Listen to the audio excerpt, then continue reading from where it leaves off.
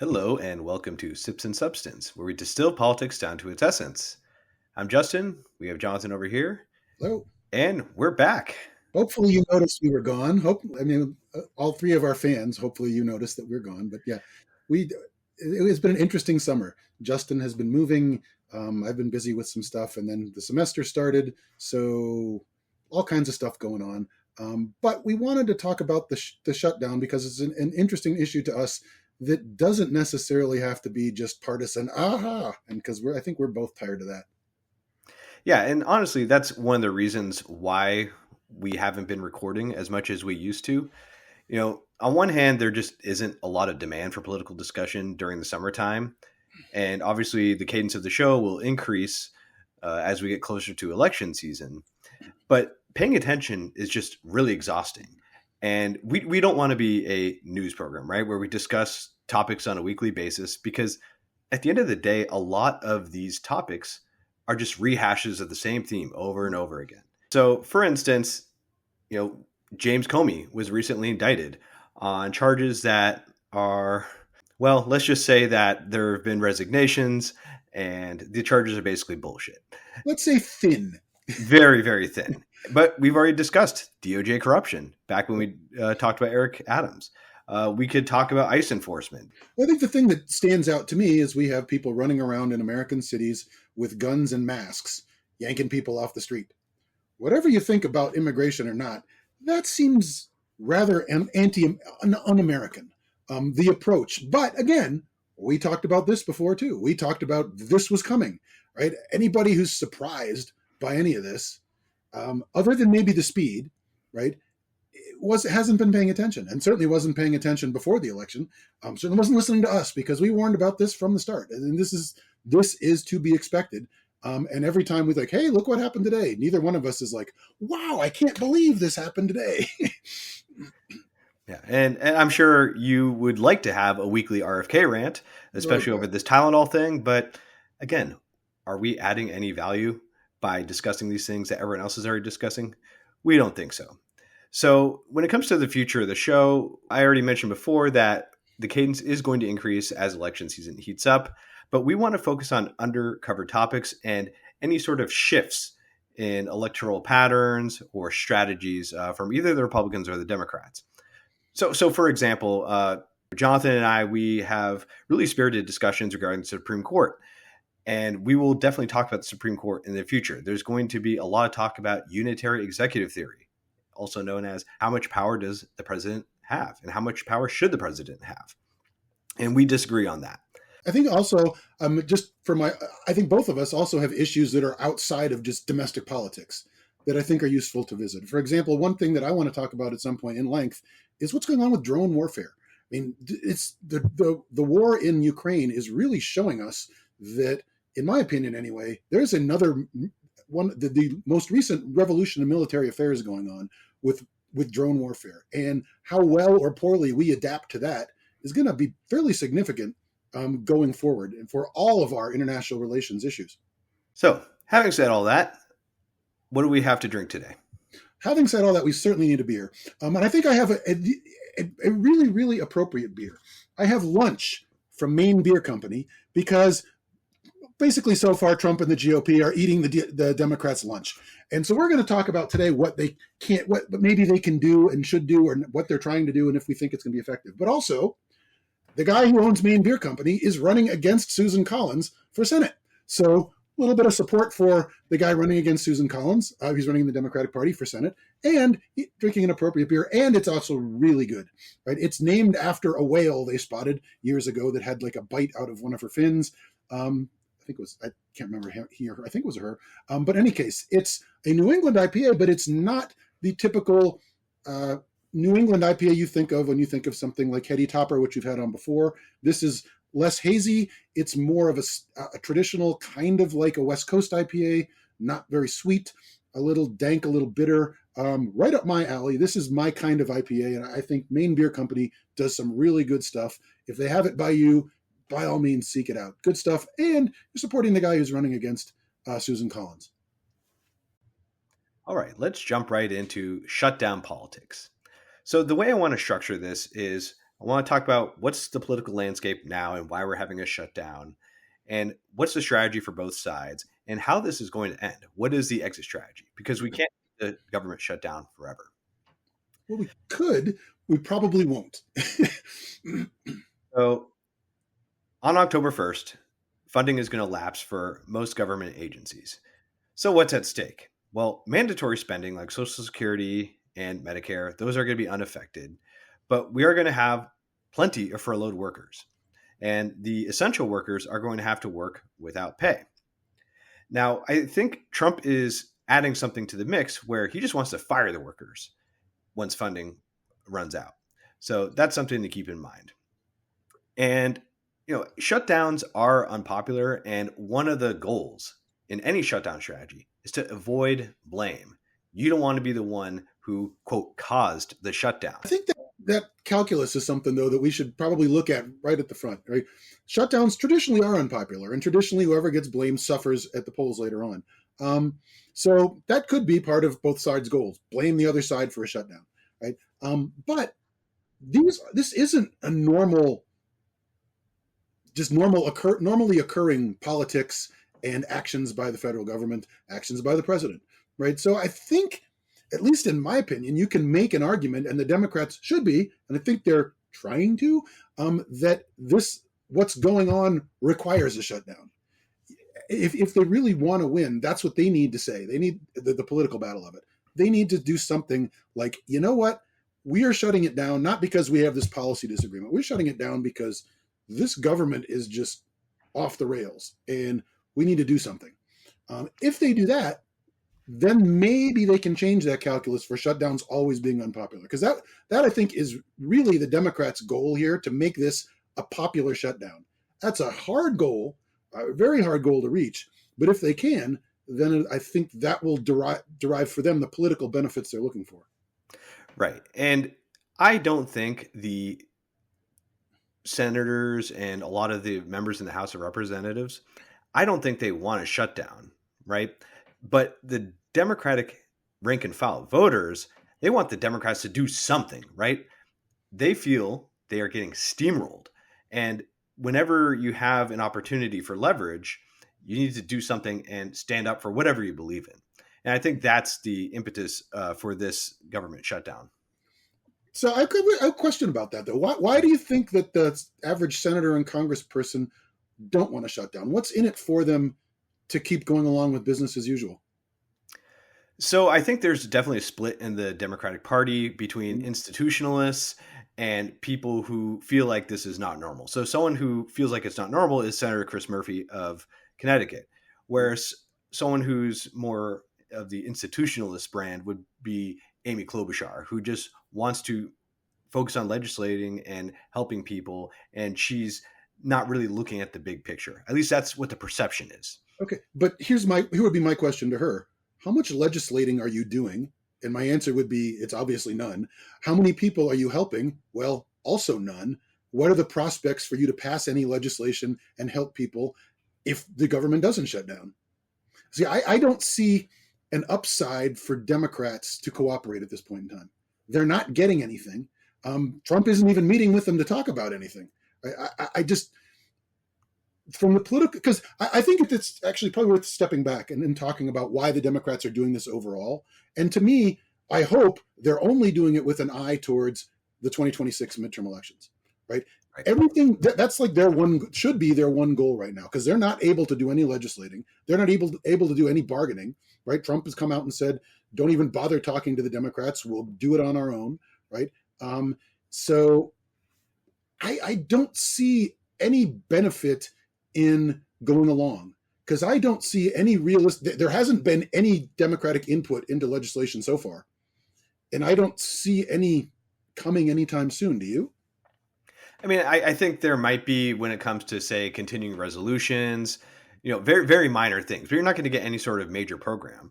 And when you go back to sort of the major pieces of legislation, like the one big, beautiful bill, yeah, the Democrats are completely shut out from that. But I think there are some small things, trimming around the edges that Democrats could have some input. And that trimming around the edges does have an impact on, people. It's just not a particularly sexy topic. And I don't think it advances the goal of No, everybody coming back to the house. it doesn't help with 2026. You're right about that. And that's kind of the issue right here, right? When you are going against a trifecta, your options are very, very limited. And so the goal has to be capturing the House at a minimum, and hopefully you can make some gains in the Senate. So the GOP, on the other hand, it's interesting because I think what they want is to make it seem like, oh, this is business as usual. They want to normalize Trump's behavior and the corresponding legislation that they passed as, how is this any different than 2004, 1996, what have you? And if you can frame it that the Democrats are the ones who are, quote, breaking norms, I think that's a good win for them. Sure, if they can. Well, again, it requires the Democrats to be effective, and they've had a mixed bag on that. But I would think that is something that is hard to reach a lot of the people. If you look at opinion polls, for example, Trump's approval rating is going way down pretty quickly. Yeah.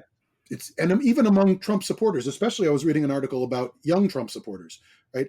The young Trump voters were 92% in support of him as recently, I want to say, as June. And the thing that came out, a poll came out last month, and that support dropped to 63%. Now, these are Trump voters. These are people that voted for Trump that are under 35 or something like that. So there's some vulnerability on the GOP side. This is where the Republican or where the Democrats need to focus. Like, what can we do to make inroads with these people that voted for Trump? And then they're seeing, hey, we're not getting what we were told we were going to get. The economy isn't going through the roof for everybody. Wars haven't stopped in a day, right? All these things that they were promised that they voted on, especially the economic stuff, inflation was going to go down. There will be no more inflation. Hasn't happened, right? So these people are out there. If the Democrats can figure out a way to appeal to them, to be had. Whether they can do that or not is another story. I think both of us aren't particularly sanguine on those chances. Right. So let's talk about what the Democrats are trying to fight for. I think if you polled a bunch of Democratic voters and Democratic politicians, you get a wide variety of most important issues. And, there are some people, as I said before, institutionalists who want to focus on things like healthcare. And then you have other people who want to take a maximalist approach and be like, we don't want to fund anything. We're just done with this administration. Well, fortunately, and we've linked it in the show notes, The Economist has done a poll recently on which issues are most important to Americans. And it's not healthcare. And healthcare is not second. The most important issue to American voters is economics still. Right? And it was something like 30-some percent. The second most important issue is civil rights stuff, freedom of speech, that kind of thing. And that seems to be on the upswing. Again, not healthcare. Healthcare is the third most important issue.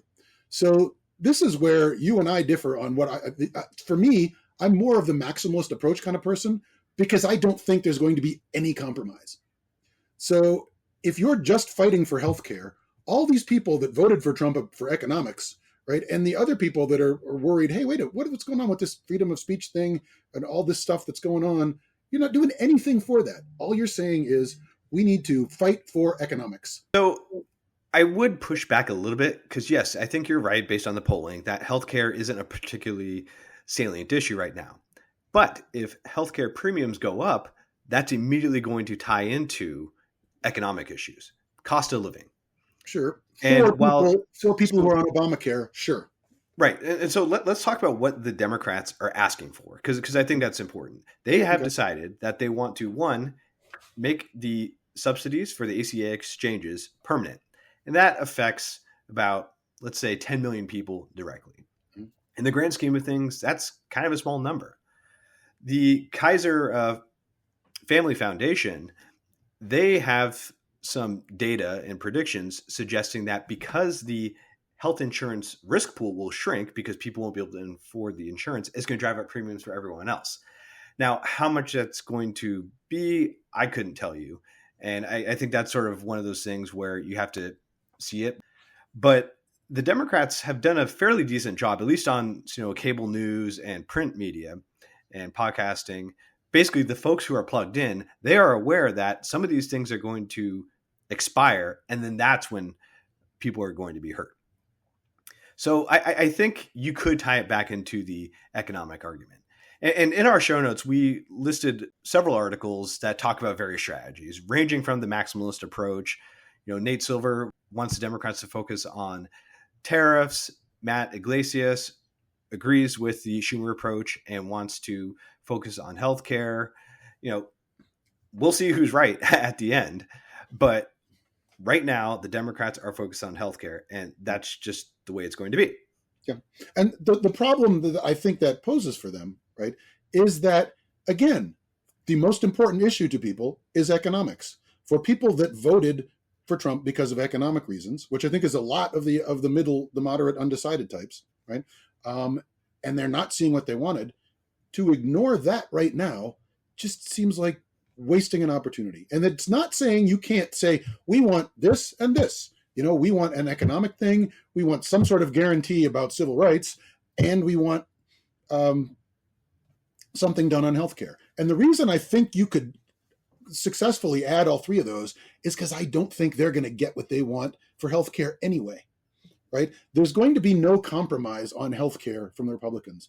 Trump, I believe Senator Thune called Trump and told him not to meet with the Democrats. So he canceled a meeting they had scheduled with the Democrats in order to bargain, because they're worried he'll actually strike a deal with them that will make them look weaker in going forward. The Senate Republicans don't want a deal. They think the Democrats are going to back down, which, I mean, if history is any guide, they often do. But if you're really going to hold out for something, and what would be, I'll get to in a second. But the idea is, why not make it as beneficial for you as possible, knowing you're not going to get anything? Tell people you're fighting for the things they care about, because they're not going to get these Obamacare subsidies and the Medicaid stuff brought back. It's just not going to happen. I can't see any scenario when that happens. So if that's not going to happen, what could happen for the Democrats? The thing that I think would actually help them politically is if the Senate got rid of the filibuster. That would be a shock to the system, and they could pass whatever they want. But I think Trump is priming him for that. He's telling people, don't bargain, we're going to go it alone, right? Thune is already making steps to get rid of the filibuster for appointments. And I don't see any outcome other than that unless the Democrats cave, because I don't see the Republicans caving. Yeah. So before we talk about exit strategy, I do want to point out that there's the base issue, right? You're fighting for stuff that your base believes in, but then there's the swing voters / people who aren't particularly plugged in. And I think there's overlap for sure, especially when it comes to cost of living. But I think you have to give something to your base here. Why can't you do both? You can, but then there's also the aspect of attention spans. You and I discussed offline that there's probably 2, maybe 3 main topics that you can focus on. The economy, civil rights, and healthcare, those could be your top 3. But there's a plethora of other issues that Democrats really, really care about that, you're just not going to be able to talk about everything. It's impossible. I agree. One of my issues is I hate the word plethora, and we should never use it. But I'm not going to insist on that for getting rid of the shutdown. But I would prefer a lot, or myriad, if you really want to show off your vocabulary. Because people don't say that. Myriad is worse than plethora, in my opinion. But at least nobody else says it. Anyway, I won't go on too much of a tangent. But it's just a good example of things that you shouldn't care about that much about. It's not a die on this hill issue for me. Yeah. And then there's also tangible concessions, which I think ACA subsidies is a tangible concession versus a principled stand. They're not going to get it. I understand that. But when you're discussing these things, there's the principle of it. Like, what are you fighting for? An abstract idea versus, hey, I'm going to get something out of this deal. Sure. Tangible on for the economy. Trump has to send these tariffs to Congress, and we have to approve them. I agree. That would be a tangible concession. And that would be, why not do that too? You're not going to get that either, but at least you're showing people who are seeing their cost of living go up, and you're showing, say, farmers in Iowa, where the Senate seat might actually be in play, potentially, that, hey, you're willing to do something that Trump isn't doing. He's kind of screwing you with these tariffs. And because the Chinese are like, all right, we'll buy 0 soybeans from you people. Or that's the latest development. They're buying soybeans from Argentina and Brazil like it's nobody's business, and 0 from us lately. And Trump is talking about this.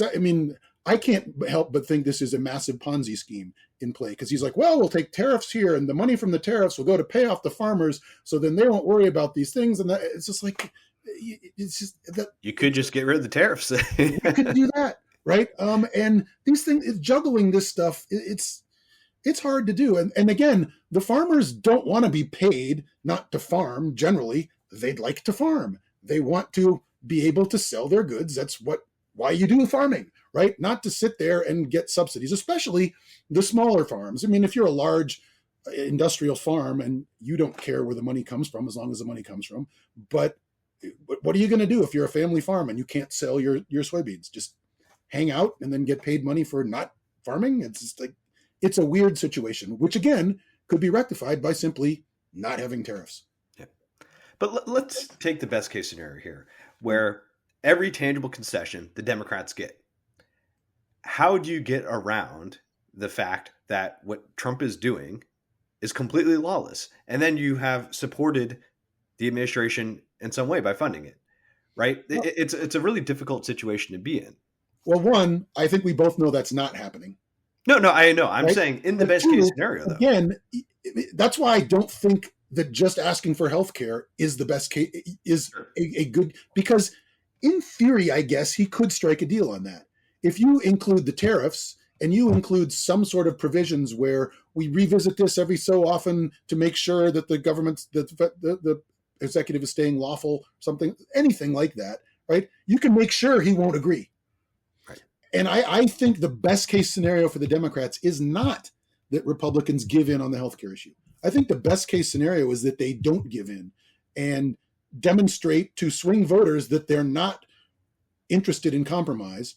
And the Democrats can, I would think, run on that more successfully than, hey, we got them to compromise on healthcare. Because then you're making them look reasonable too, right? So why vote against what they want? Right. Republicans want to look reasonable. Yep. If you're letting them look reasonable, then why would voters not vote for them again? Yep. Yeah, so I think that's a good transition to exit strategy. As we alluded to in the beginning, we said that the government can't be shut down forever. And I guess, technically it could, but the probability of that happening is basically 0. So when is it time to throw in the towel, and who will throw in the towel? Well, I think I was saying it kind of depends on the strategy, right? Mm-hmm. Like you're saying, best case scenario, they give you what you want. You're like, well, we got what we wanted. I guess we have to fund the government now. Mm-hmm. That would be bad for Democrats. I really do think. I really think if they're going to make the most political gains towards 2026, they need to force the Republicans to either capitulate, which they won't, but even if they did, capitulate in a broader sense, right? If you got them to capitulate on tariffs, healthcare, and civil liberties, that could be a huge win that you could sort of ride that wave into. But that's never going to happen. What's going to happen, I think, is that eventually Trump is going to tell Thune to use the nuclear option, and he will, just because Trump tells him to. And that's, I think, given the cards they have to play, the best case scenario for the Democrats politically. Well, short term, it's not particularly good to look forward to, because the Republicans will then do whatever they want on a broader scale than they are now. Yeah, and some may argue that the Republicans will do that anyway, but Republicans benefit from the filibuster way more than the Democrats. And so they know that eventually... I'm not sure that's the case anymore.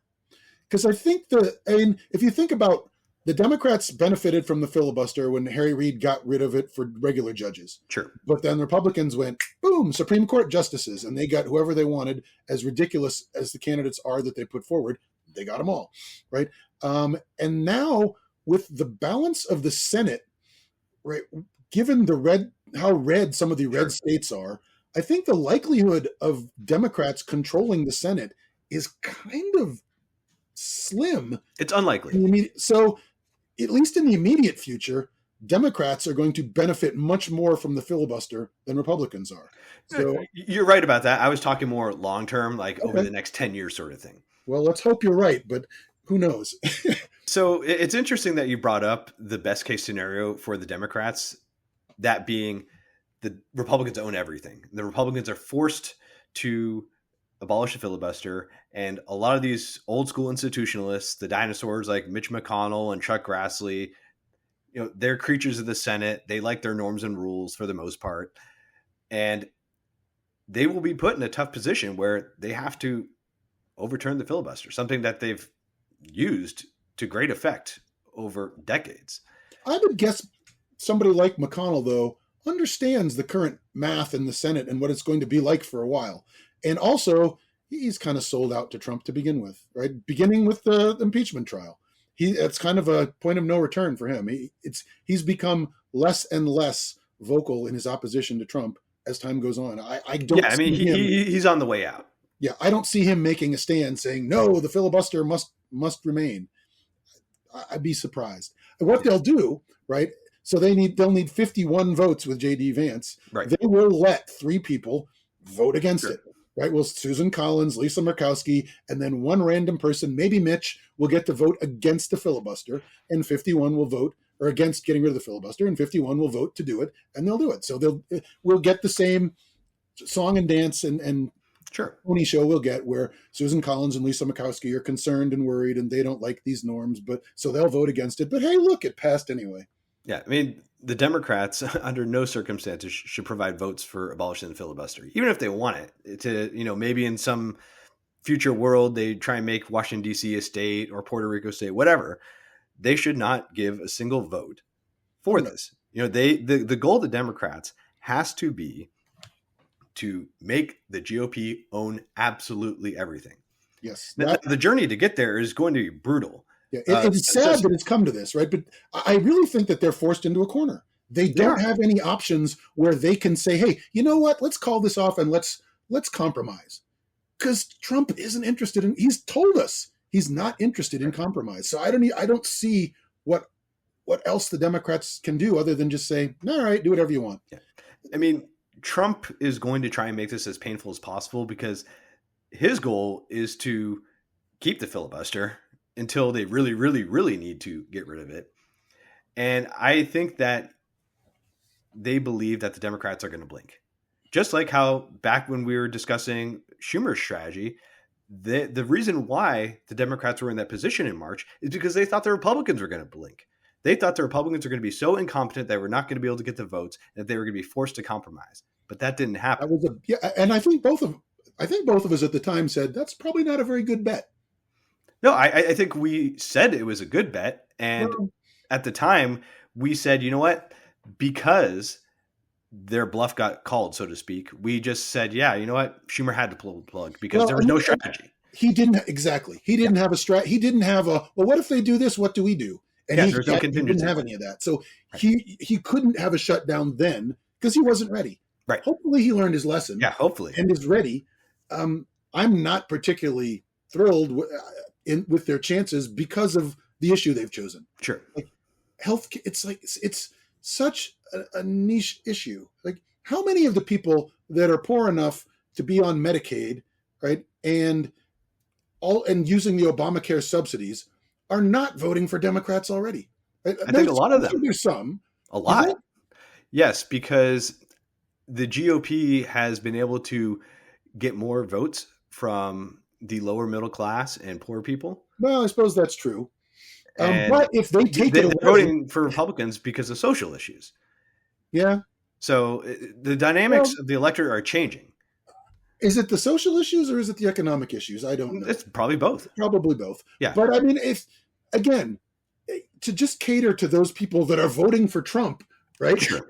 Is just doesn't make a lot of sense to me. If you want to try to win, if they're serious Trumpists, doesn't make a lot of sense to me. Old poor people that are getting Medicaid, you're not getting them back. But you could get back the young people that are voting on economic issues, right? You could get back the middle-aged people that are voting on economic issues. You could get back young people especially, that are worried about free speech and all this stuff, right? Some of them. but not when you say our issue is healthcare. It just really paints you into a box where I don't think there's a lot of electoral gain to be had there. And again, to me, that's what this should be all about. Mhm. If you're not advancing your electoral chances as much as you can, you're not doing the right thing here. Right. I agree with that. We're in agreement that the goal is to maximize the probability of you winning seats in 2026. So in the notes here, I came up with the best case scenario for the GOP if you had the adults running the show. So if you remove Trump from the equation, which is obviously unrealistic, I actually think that it makes sense for a shutdown to happen for a little bit. And then the Republicans say, you know what, we're going to give you an extension until 2026 after the election, the ACA exchange subsidies. Because the funny thing about the one big beautiful bill with all those Medicaid cuts, they just kick the can down the road after the elections. So they're never going to face the consequences for the votes that they took. And I really do think that once people see what happens to the healthcare premiums, that's just going to take up a lot of space in terms of messaging and media and whatnot. So I think it is probably in the GOP's best interest to cave a little bit. Well, that's what and then it also allows them to legitimize Trump and that's what's what we were saying happening. a few minutes ago, right? That Yeah. it would be great. It would be really beneficial for them to have some sort of deal. Right? But I think that kind of goes against Trump's, and I think a lot of the GOP's election strategy. They still think, and they've been proven right a little bit, the last time they were, that if just appealing to base issues, they'll drive enough people to the polls that they will still win, especially with the gerrymandering going on. Yeah. Right? They don't think they need to compromise. If they thought they need to compromise, they would. Right? But at this point, they don't think they need to. Now, you'll see and hear from a few select members of Congress. Like the one that's coming to mind, there's a guy out in California. I can't remember which, a younger guy who's from a swing district. And every time he's on CNN or whatever, he sounds eminently reasonable, right? Because he's from a swing district in California, and he's got to make sure that that he doesn't antagonize these swing voters in his swing district. But most of with all the gerrymandering that's going on, there are fewer and fewer people in swing districts, both Republicans and Democrats. So the people that, at least in the House, that have an incentive to compromise are very, very few. Yeah. So I don't think that scenario is going to happen, but I think strategically it is probably the best case scenario for the Republicans. Plus, it'll make it seem like the Democrats are getting a bad deal, and it deflates the base of the Democratic Party. So that's kind of like the Mitch McConnell like puppet string strategy. But hey, you know what? Trump is the one in charge, so it's probably not going to happen. And well, I mean, I think you could play for I'll bet you the Democrats capitulate strategy. That's worked a lot in the past. Oh yeah, and I think that's what's going to happen too. Trump is going to make this as painful as possible. And, you can already see in his tweets, he's saying that the Democrats want to fund transgender this, illegal immigrant that. It's like AI was trained on Fox News and Newsmax and all these other things, and boom, right there. And you know what? Trump, he has a megaphone. So even if, the Democrats are right with their strategy, the implementation is going to be really difficult for them just because of how loud and dynamic the GOP is in terms of messaging and media. Well, I think the media part is something I think we shouldn't overlook either. Fox News is going to be lined up behind whatever the administration says, and they'll be blowing that out their airwaves all day long, every day. But we shouldn't underestimate, the impact of the capitulation of a lot of these networks to Trump, right? CBS is moving more and more in a conservative direction, right? Their owner is very conservative. They appointed a conservative ombudsman to overlook things. The Washington Post is becoming more and more conservative for whatever reason. Bezos thinks it's going to make him even more money, which I guess he really needs. Right? The CNN has become very much more receptive to conservatives than they were in the past. ABC has as well. NBC is spinning off MSNBC, so they're hoping not to tick off the Trump administration as much. I mean, the number of news sources that are mainstream news sources that are willing to antagonize the government is shrinking. And so that's going to only help the GOP in their messaging. Yeah, and it doesn't even have to be conservative leaning. It No. could just be sane washing, so to speak. Yeah. That's my favorite phrase, sane washing. And then you also can't discount the alternative forms of media, which are even more popular. So Twitter, podcasts, Facebook, what have you. Yeah. And yet again, Republicans seem to have an edge, right? Mm-hmm. Obviously, they have an edge on X. And with Zuckerberg getting rid of all content moderation, more or less, on Facebook, they've got an edge on Facebook. It's going to be tough for Democrats. We'll see where that leads. But if my hope for them, despite as painful as it might turn out to be, is that they do hold on until the Republicans get rid of the filibuster. Anything short of that, just torpedo, I think, their chances in 2026. If they capitulate and let the Republicans do whatever they want, what case can they make to the voters for, you should elect us, we're going to get in the way? Because you're not. You're just Right. getting out of the way. And so you mentioned that Trump's approval rating is way down, and that's true. But elections are choices. And if the Democrats, and polling suggests this, if the Democrats are polling poorly on issues too, that can do two things. One, it could just have people stay at home, which, maybe that'll benefit the Democrats. Base turnout, yeah. Democrats have good base turnout in off-year elections, right. And Republicans turn out for Trump, right? Basically, but yeah, it's hard to say, what's going to work for them. But that is why I think they need to try a strategy where they're trying to appeal to the issues that most people care about. Yeah, I really do think that healthcare is underrated. It's their bread and butter issue, but there is no reason why they couldn't have added tariffs too. Right. And if I would argue that if that's actually their bread and butter issue, that explains a lot why they're having electoral problems. If your bread and butter issue is not economics, right, you're kind of missing the thrust of what's going on in society. Or at the very least, linking them together. Yes, at the very least. But to just be like, healthcare, I'm guessing, I'm like, what? And I'm guessing most people that are like, hey, inflation hasn't gone away. Things are still expensive. The economy doesn't feel great. And we have all these tariffs. Things are starting. It's like, so your big issue is healthcare for poor people? Like, I just don't see it. All right. So I think that wraps it up. Basically, what it really boils down to is 2026 and also 2025. We have some elections coming up. The governor races in Virginia and New Jersey. The Republicans want to minimize their losses in 2026. They want to hang on to the governor's race in Virginia, which isn't going to happen. But they're competitive in New Jersey. So their goal is to make sure that the shutdown doesn't affect them as much and they can blame the Democrats. That could be a significant boost. And on the other side, the Democrats, they just have to do something. And whether it means firing up the base or fighting for something that benefits a massive majority of people in this country. It should involve both. Yeah, it needs to involve both. So we'll see what happens. As we said before, the Democrats have chosen healthcare as their issue, and we're going to see what happens. I'm not going to make predictions other than I think the Democrats will probably capitulate. How it's going to happen, I don't know. Once the pieces start moving and the pain is felt, things are going to shift rapidly. So we'll see what happens. One other thing we should mention, we wanted to talk briefly about what can you do when you sit here and talk about it, it's interesting and fun and you can have some intellectual exercise, but call your congressperson, your senator, send them an email or something, remind them what you think.